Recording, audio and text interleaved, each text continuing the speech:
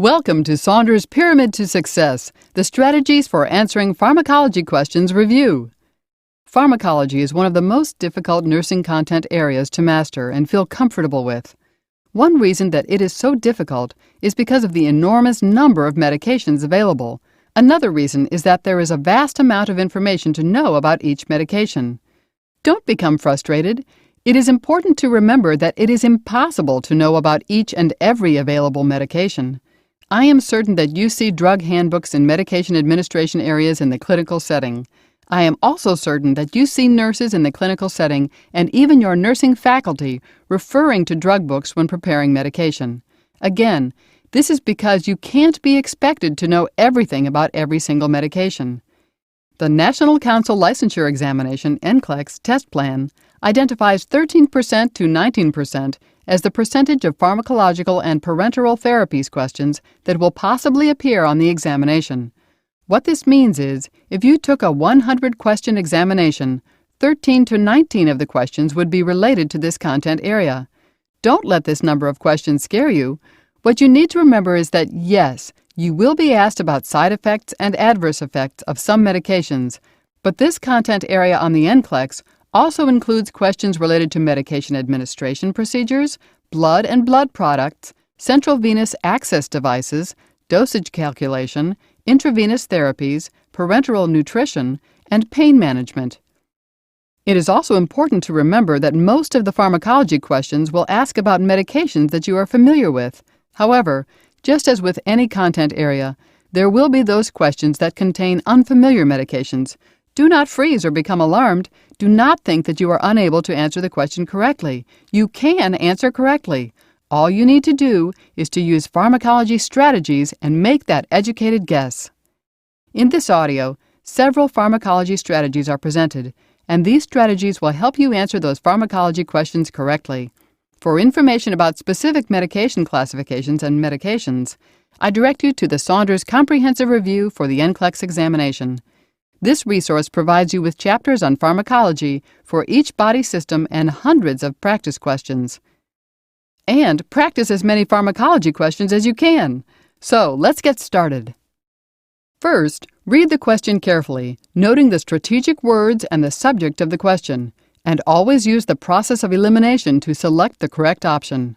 As with any type of question, it is best to use your nursing knowledge and clinical experiences to answer the question. However, if a question appears on your examination that contains a medication name with which you are unfamiliar, use the pharmacology strategies to answer the question correctly. So, read the question carefully, note the strategic words, note the subject of the question, use the process of elimination, use nursing knowledge and clinical experiences, and use the pharmacology strategies. You may ask, do I need to memorize both the generic name and the trade name of a medication? No memorizing is necessary. When a pharmacology question appears on the exam, the question will identify both the generic name and the trade name, so don't waste time memorizing generic and trade names. If you are unfamiliar with a generic name, you are likely to know the trade name. For example, the question indicates furosemide with Lasix in parentheses. You may not know what furosemide is, but you are going to know what Lasix is, a commonly administered diuretic. Next, focus on the specific subject. Is the question asking about an intended effect, a side effect, an adverse effect, or a toxic effect of a medication? The subject will make a difference in how you will answer the question, and will provide you with a guide for selecting the correct answer. An intended effect is the desired and expected effect of a medication. For example, the intended effect of metoprolol, Toprol XL, an antihypertensive, is to lower the blood pressure. A side effect is a physiological effect of a medication that is unrelated to the intended medication effects. For example, a side effect of codeine sulfate is constipation. A side effect of a medication is not usually life-threatening, and normally there are measures that will either eliminate the side effect or alleviate the discomfort associated with it.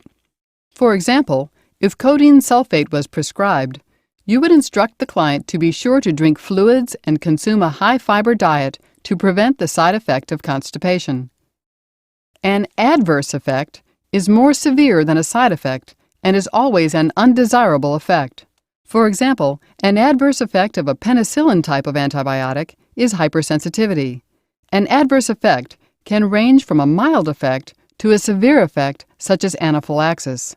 Adverse effects are always reported to the healthcare provider. A toxic effect of a medication, known as toxicity, occurs when the medication level in the body exceeds the therapeutic level, either from overdosing or medication accumulation. Toxic effects are always reported to the healthcare provider. Toxic effects are most often identified by monitoring the blood level for a therapeutic range of the medication. For example, the therapeutic blood level of digoxin, Lanoxin, is 0.5 to 2 nanograms per milliliter. If the blood level is greater than 2 nanograms per milliliter, the client experiences toxicity. The client will normally exhibit certain signs and symptoms that indicate toxicity, and the nurse needs to monitor for these signs and symptoms. For example, in digoxin toxicity, the client may experience gastrointestinal disturbances such as anorexia, nausea, and vomiting, or ocular disturbances such as photophobia, light flashes, or halos around bright objects. As an additional note here, another priority medication classification that is a concern with toxicity is the bronchodilators. Most of these can be easily recognized because their medication names end in the letters LINE, such as theophylline. For bronchodilators, the therapeutic blood level is 10 to 20 micrograms per milliliter, and signs of early toxicity include restlessness and an increased pulse rate. Two additional priority medications that require close monitoring because of the risk of toxicity are lithium, Lithobid, a mood stabilizer used to treat bipolar disorder, and phenytoin, Dilantin, an anti-seizure medication. For lithium, Lithobid, the therapeutic blood level is 0.5 to 1.3 milliequivalents per liter, and early signs of toxicity include lethargy, hand tremors, and some muscle weakness, followed by gastrointestinal disturbances. For phenytoin, Dilantin, the therapeutic blood level is 10 to 20 micrograms per milliliter, and early signs of toxicity include muscular incoordination, nystagmus, and diplopia. Let's review a self-check question. The question reads, metoprolol, Toprol XL, is prescribed for a client. The nurse monitors the client for which intended effect of the medication? 1. Decreased joint pain. 2. Decreased blood pressure. 3. Increased hemoglobin level. 4. Increased urine output. What did you select? Option 2, decreased blood pressure? Yes, you are correct and you did great. For this question, focus on the subject, intended effect. Next, focus on the medication and recall that it is an antihypertensive. This will direct you to the correct option. Now, if you did not know what this medication is, another strategy to use for this question is to focus on the medication name. Note the letters LOL in the generic name. Remember that medications that end in the letters LOL are beta blockers, and these medications are used to treat hypertension. Let's review another self-check question. Azithromycin, Zithromax, has been prescribed for a client. The nurse tells the client that which side effect can occur from this medication. 1. Severe diarrhea. 2. Yellow-colored skin. 3. Abdominal cramping. 4.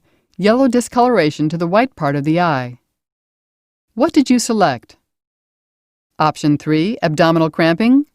Yes, you are correct and you did great. For this question, focus on the subject, side effect. Next, focus on the medication and recall that it is an antibiotic. This will direct you to the correct option. Now, if you did not know what this medication is, another strategy to use for this question is to focus on the medication name. Note the letters MYCIN in the generic name. Medications that end in the letters MYCIN are a type of antibiotic, and many of these medications can cause gastrointestinal side effects. One other strategy that can be used with this question is to eliminate comparable or alike options. Option 2, yellow-colored skin, and Option 4, yellow discoloration to the white part of the eye are comparable or alike, and both indicate the presence of hepatitis, an adverse effect, not side effect, of the medication. Also, you could eliminate option 1, severe diarrhea, because of the word severe. If you note the word severe in an option, think adverse rather than side effect. Great work! So to summarize, noting the subject of the question, an intended effect, side effect, adverse effect, or toxic effect will assist you in answering correctly. If the question addresses an intended effect, think about the intended action of the medication. If it addresses side effect, think about something that you don't want to occur, but if it does occur, it is not life-threatening and there are measures that can be taken to prevent it from occurring. Adverse effects and toxic effects can be life-threatening and are always reported to the physician. Now let's talk about 2 additional strategies. The first strategy is identifying a medication by its classification, and the second strategy is using medical terminology skills. Now you may ask, how will these help? Medications that belong to a particular classification have similar medication actions and usually have commonalities in their names, in their side effects, and in their nursing interventions related to administration. It is nearly impossible to learn every feature about every individual medication. Learning medications by a classification system method groups several medications with similar properties together and makes the amount of information that needs to be learned condensed and manageable. Do not try to memorize every side effect and every nursing intervention for every medication. It is best if you associate side effects with nursing interventions. What I mean by this is that you need to recognize the common side effects associated with each medication classification and then relate the appropriate nursing interventions to each side effect. For example, if a side effect is hypertension, then the associated nursing intervention would be to monitor blood pressure. If a side effect is hypokalemia, then the associated nursing interventions are to monitor the client for signs of hypokalemia and to monitor the client's potassium blood level. This strategy will make the vast amount of information that you need to remember manageable. Now you may ask, how do I know to which classification the medication belongs? The strategy of using medical terminology skills and looking at the medication name closely will help with this. If a pharmacology question appears on your examination that contains the name of a medication with which you are unfamiliar, try to break the generic or trade name of the medication into parts. First, you can use medical terminology to assist in determining the medication action. Next, identify commonalities in medication names that belong to a particular classification. If you can at least associate the medication with the classification, you will be able to determine the medication's action, side effects, and nursing interventions. Let's review 15 common medication classifications for you to remember. 1. Angiotensin-converting enzyme, ACE, inhibitors are used to treat hypertension and heart failure. Most medication names in this classification end with the letters PRIL, such as enalapril, Vasotec. 2. The antilipemic medications. Most of these medication names end with the letters STATIN, such as atorvastatin, Lipitor. Antilipemic medications are used to lower cholesterol and triglyceride levels. 3. Antiviral medications are used to treat viral infections including human immunodeficiency virus or HIV. You will be able to easily recognize this classification because antiviral medications contain the letters VIR in their names, such as ritonavir, Norvir. 4.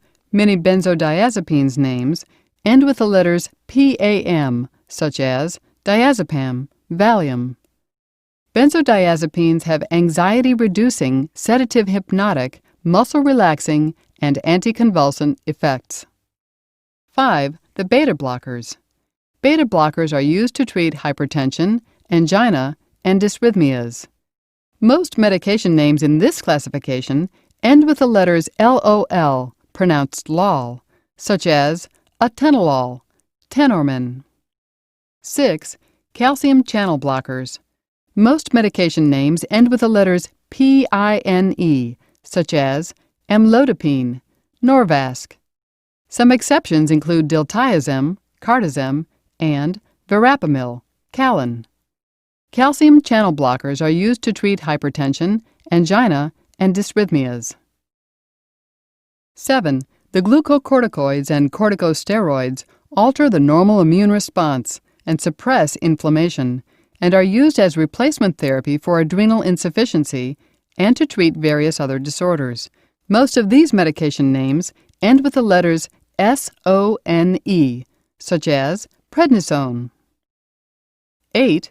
Histamine H2 receptor antagonists suppress the secretion of gastric acid and are used to alleviate the symptoms of heartburn, prevent ulcers, and to treat gastroesophageal reflux disease, or GERD.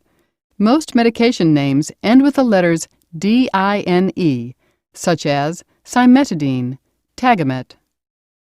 9. The nitrates. Nitrates produce vasodilation and are used to treat angina.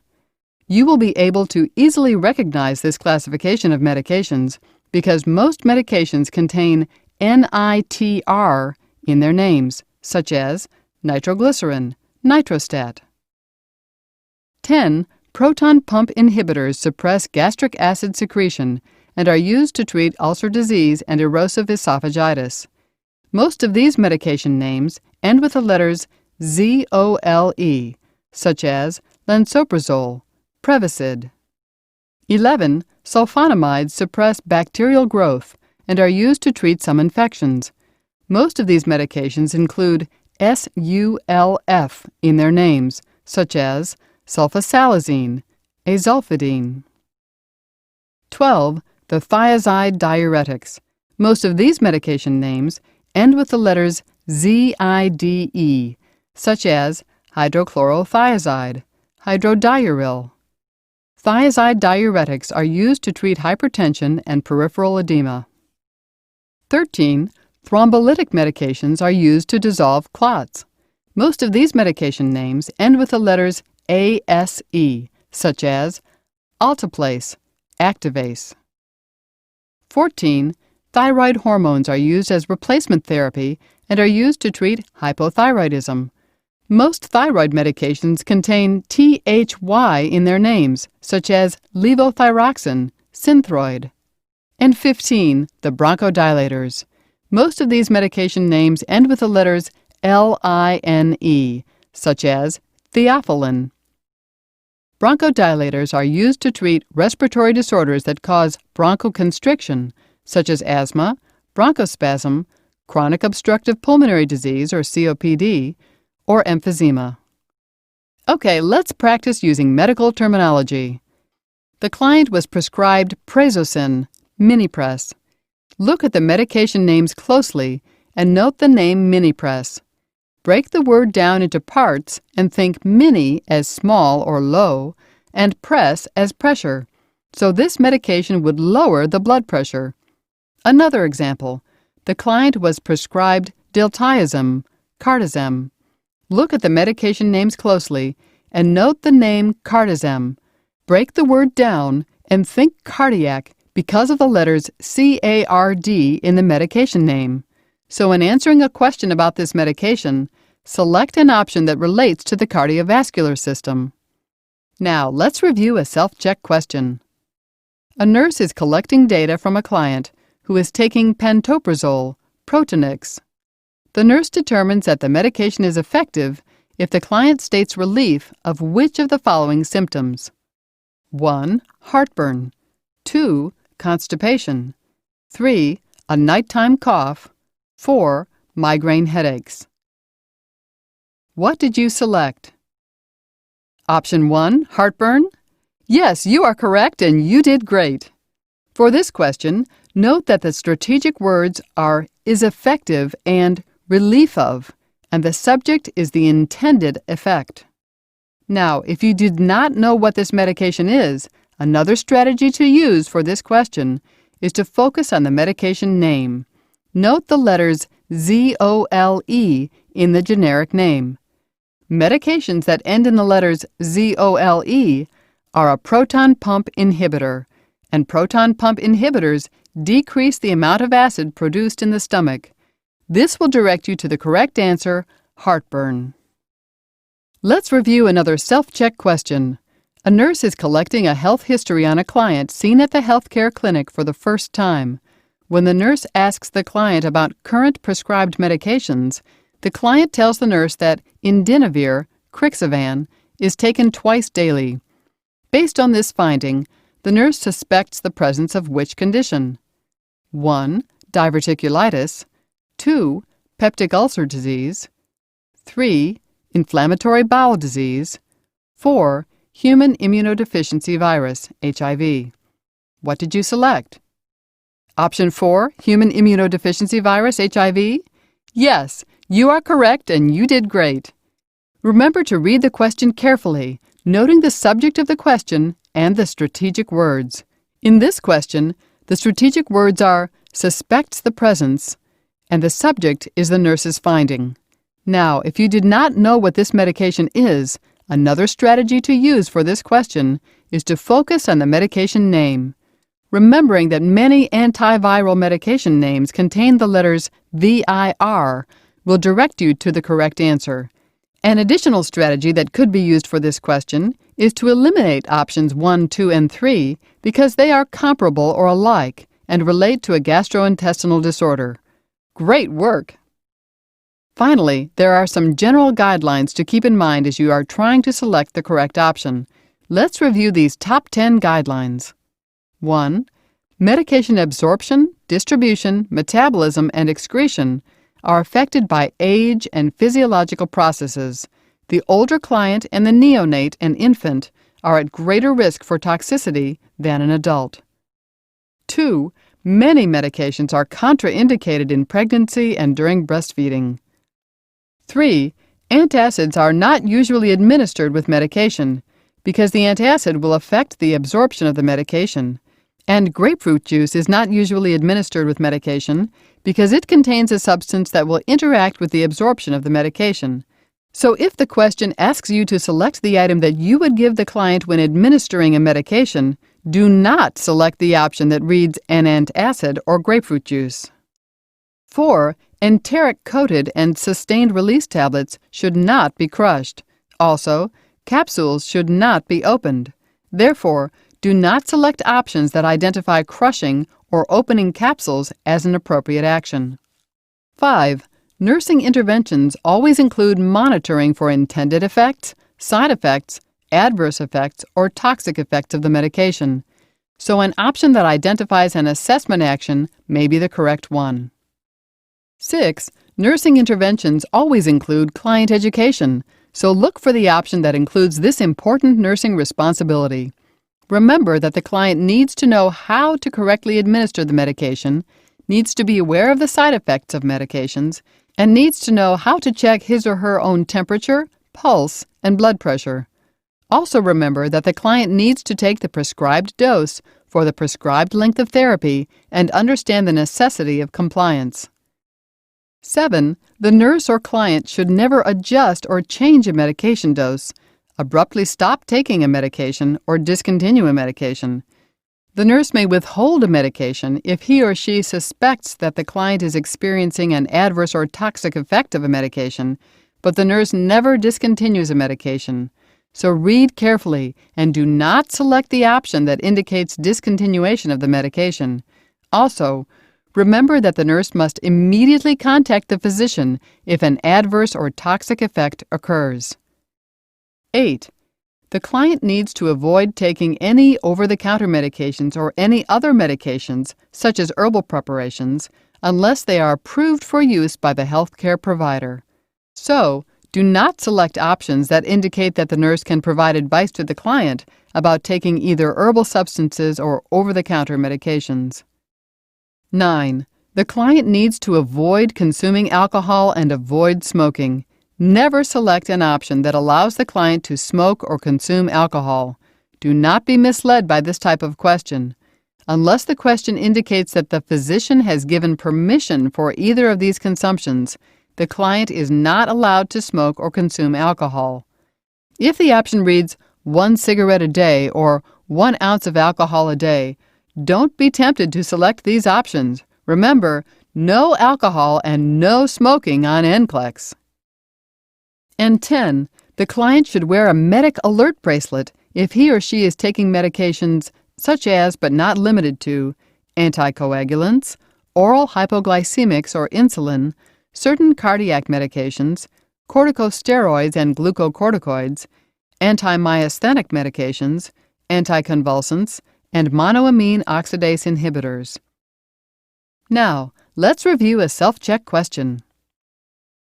The nurse notes that a physician has prescribed sulfamethoxazole and trimethoprim, Bactrim, for a client with a urinary tract infection.